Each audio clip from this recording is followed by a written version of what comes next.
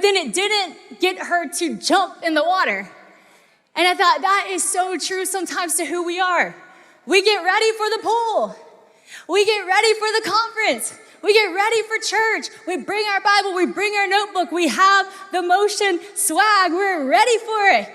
But unless we leave the conference and actually learn how to swim, actually be the light of the world, then it's just words.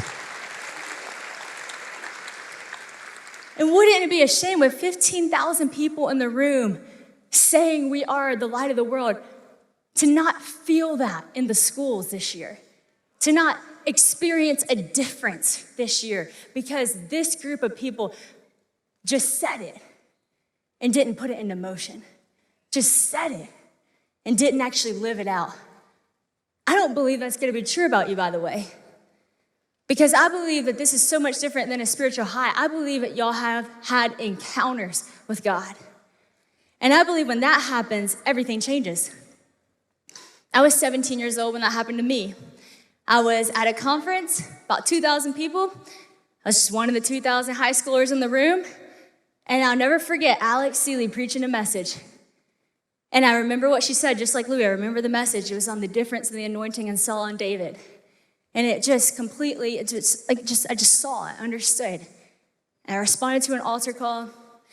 And I got on my knees before the Lord and I said, if all this is true, which I believe it is, then this makes everything about my life make sense. And everything that I do in my life, I want it to be for you and for your glory.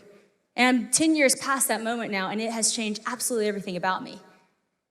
So I'm challenging you in this, but I really do believe that you're gonna live it out. I believe in you.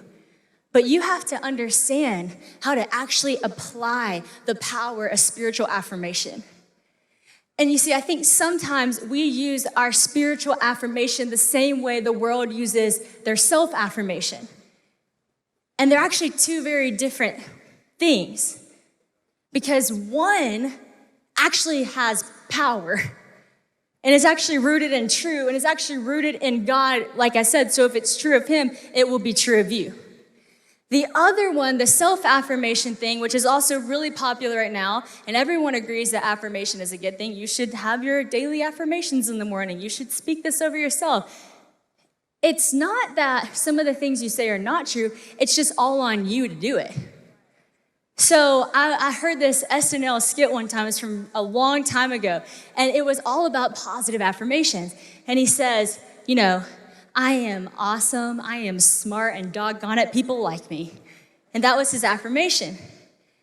But the problem is, if it's self-affirmation, then that's on you to go out there and actually have people like you.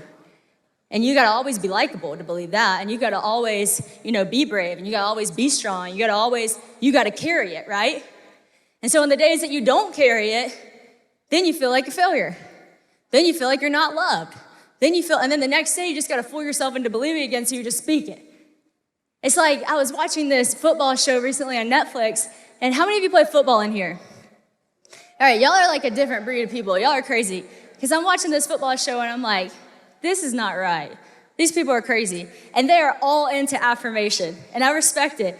But this dude, he literally will break his foot, and he'll come up and he'll be like, I feel awesome. My foot feels great. And they were asking him why did you do that? Because he literally did that.